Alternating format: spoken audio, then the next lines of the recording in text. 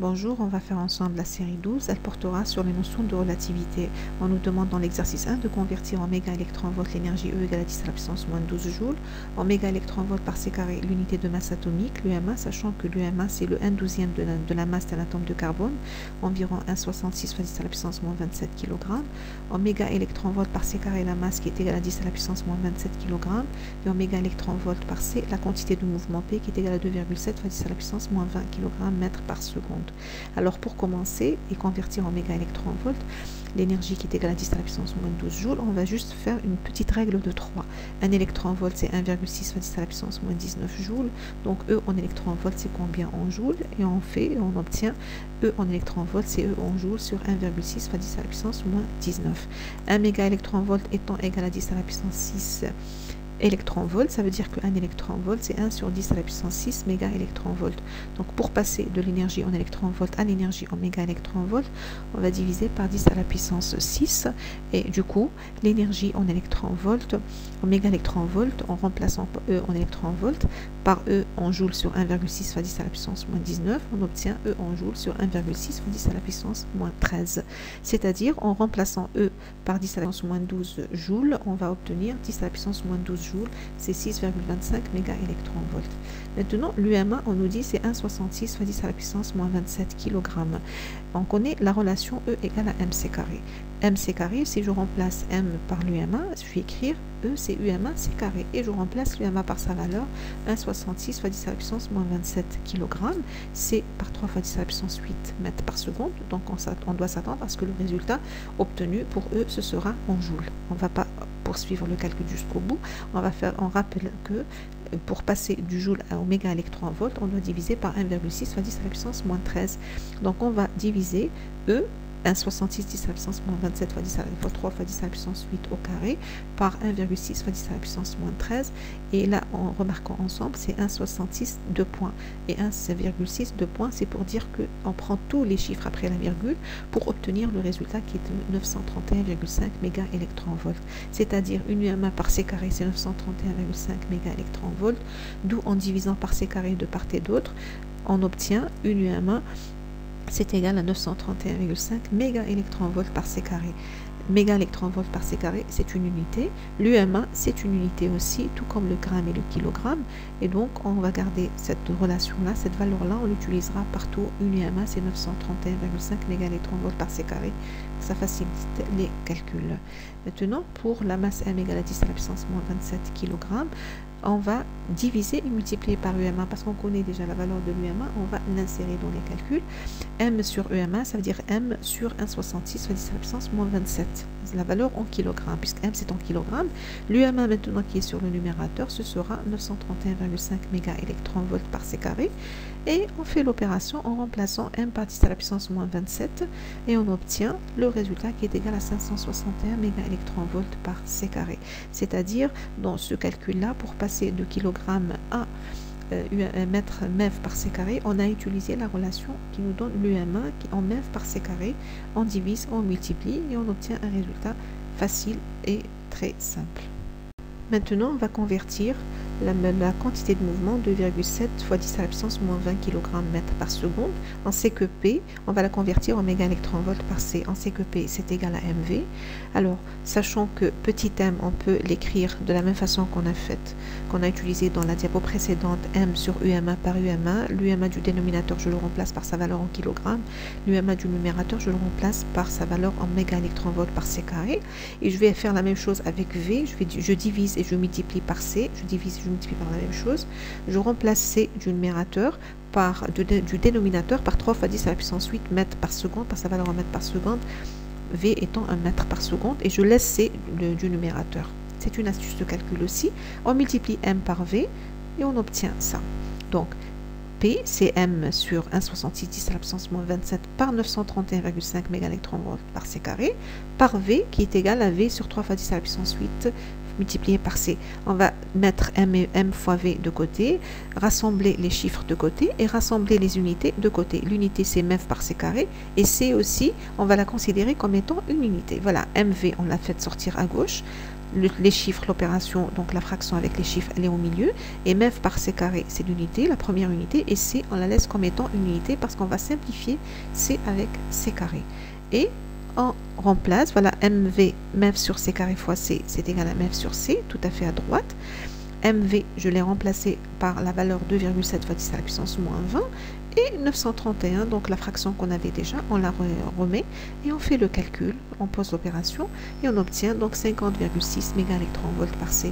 Donc on est passé de kg mètre par seconde à mégaélectronvolts par C en utilisant les notions surtout de l'UMA qui est égal à 931,5 mégaélectronvolts par C carré. C'est une valeur qu'on retrouve, qu'on utilise à tout bout de champ. Il faut bien la garder en tête et elle facilite énormément les calculs. Voilà. Maintenant, l'exercice numéro 2, on nous dit un proton est animé d'une vitesse v égale à 0,9 c. C, c'est la célérité de la vitesse de la lumière. Sa masse au repos étant 1,67262 fois 10 à la puissance moins 27 kg, c'est-à-dire environ 1,007 UMA. On nous facilite la tâche, on nous donne sa valeur en UMA. Alors, ce proton est-il relativiste? Calculez le coefficient UMA.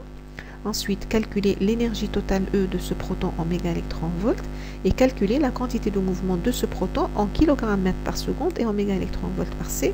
Et on terminera par calculer l'énergie cinétique de ce proton en mégaélectronvolts. On commence par calculer donc bêta, V est égal à V sur C. Bon, on va dégager bêta. Pourquoi? Pour savoir s'il est relativiste ou non.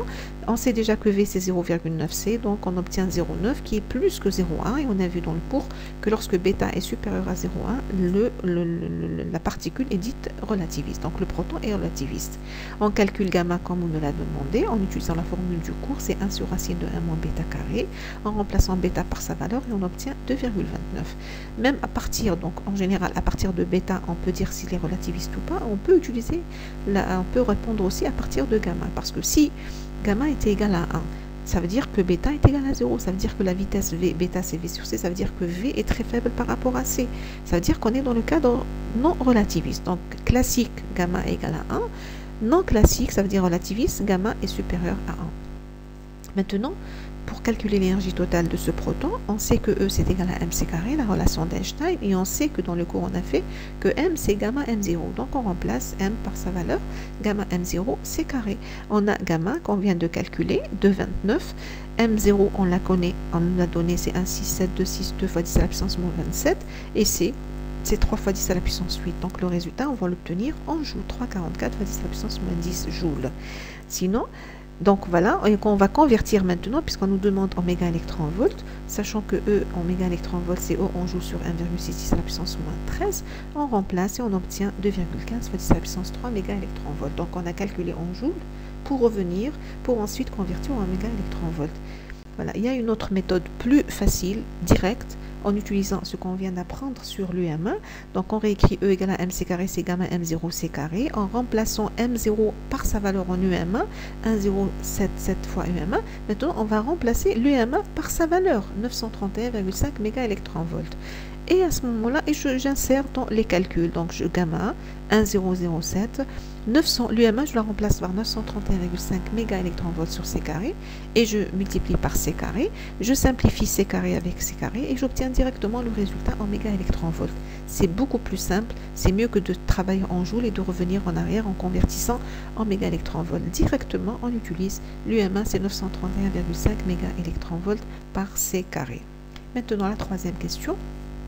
On nous demande de calculer la quantité de mouvement en deux unités. On commence par P égale à MV, M étant égal à gamma M0 et je remplace par gamma M0 et ensuite je remplace V par 0,9 fois C. Et voilà, donc on va remplacer gamma c'est 2,29, M0 par sa valeur en kilogrammes, C c'est 3 fois 10 à la puissance 8, c'est le système MKSA, donc on va obtenir le résultat en kilogrammes mètre par seconde. Maintenant, pour trouver P en mégaélectronvolts par C, il faut toujours faire appel à l'UMA. M c'est gamma M0 et V c'est 0,9 C. Maintenant, M0 c'est 1,007 UMA. Voilà, et l'UMA, je vais la remplacer par quoi? Par 931,5 mégaélectronvolts par C carré.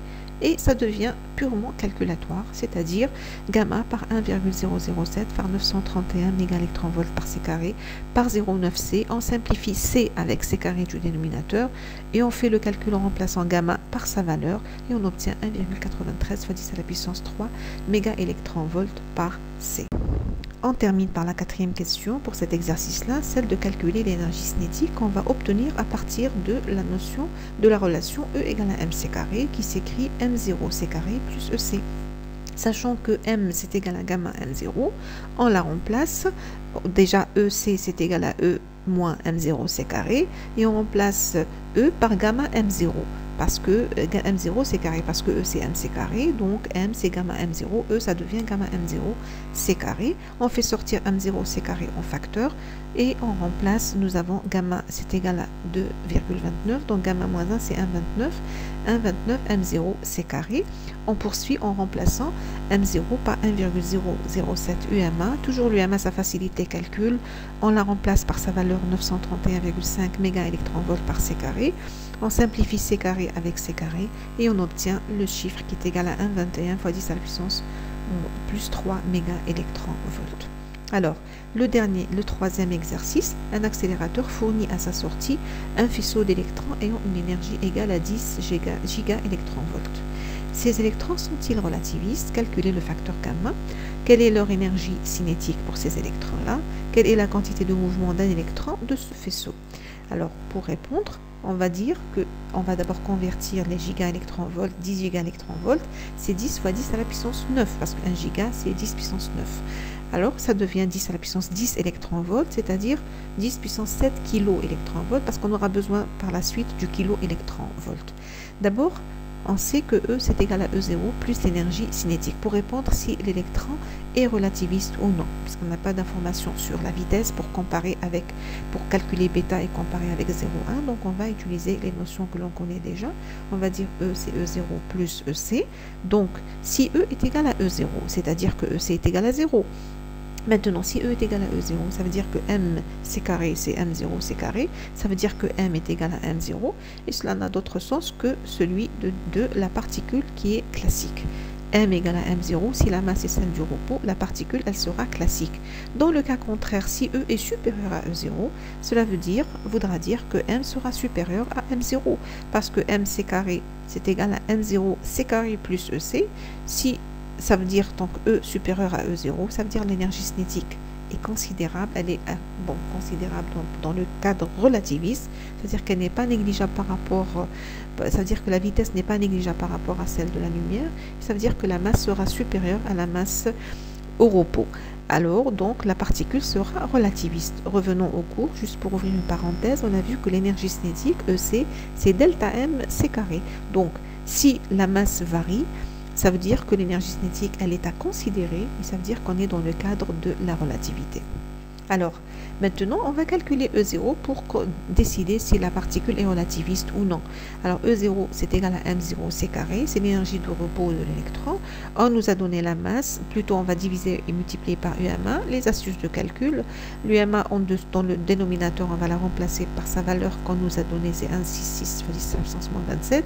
Dans le numérateur, on va la remplacer par 931,5 mégaélectronvolts sur c carré. On simplifie c carré avec c carré, on fait le calcul et on obtient 0,511 mégaélectronvolts, c'est-à-dire 511 kiloélectronvolts. Donc c'est un nombre à retenir en tête qu'on peut utiliser par la suite dans n'importe quel exercice.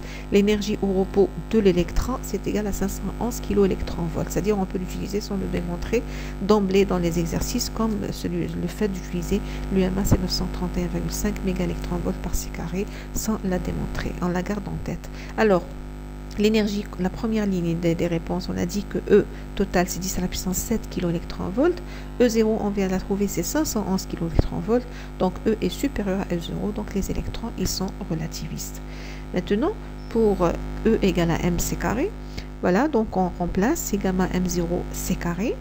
Et donc, c'est-à-dire gamma E0. E0, c'est M0 c carré. Et ça veut dire on peut trouver gamma CE sur E0. Parce qu'on a l'habitude de travailler avec gamma est égal à 1 sur racine de 1 moins bêta carré. Nous n'avons pas bêta. Donc on a utilisé l'autre méthode. MC carré, c'est M0 gamma M0 C carré. Donc gamma c'est MC carré sur M0 C carré, c'est-à-dire l'énergie totale MC carré sur l'énergie au repos qu'on vient de calculer. Et on obtient 1,95 fois 10 à la puissance 4. C'est supérieur à 1 bien sûr, donc il est relativiste. Donc on confirme ce qu'on avait dit que l'électron était relativiste. On va calculer l'énergie cinétique, on va partir de E égale à gamma E0 et E est égal à E0 plus E. C'est l'énergie totale, c'est l'énergie cinétique plus l'énergie qui correspond au repos E0 et c'est égal à MC carré. M est égal à gamma M0, donc gamma M0 C carré, ça devient gamma E0. On fait sortir EC, c'est E moins E0. En remplaçant E par gamma E0 et on factorise, on fait sortir, c'est-à-dire E0 en facteur et on obtient gamma moins 1 par E0 et ça donne environ 10 gigaélectronvolts. Pour la quantité de mouvement P égale à mv, on ne peut pas la calculer avec la vitesse puisqu'on n'a pas la valeur de la vitesse, on va utiliser la relation P carré C carré c'est E carré moins M0 carré C à la puissance 4. Remarquons ensemble que M0 carré C à la puissance 4 ce n'est rien d'autre que M0 C carré le tout carré. Et M0 C carré ce n'est rien d'autre que E0. Donc ça devient E carré moins E0 carré. Nous avons E et nous avons E0 qu'on vient de calculer, c'est égal à 511 kV.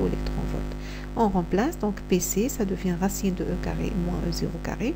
Et on obtient, en remplaçant, on obtient 10 puissance 7 kV puisqu'on nous demande P. P ce sera 10 à la puissance 7 kV par C. C'est-à-dire keV par C, c'est une unité. On divise par C sans remplacer par la valeur de C pour dégager l'unité keV par C.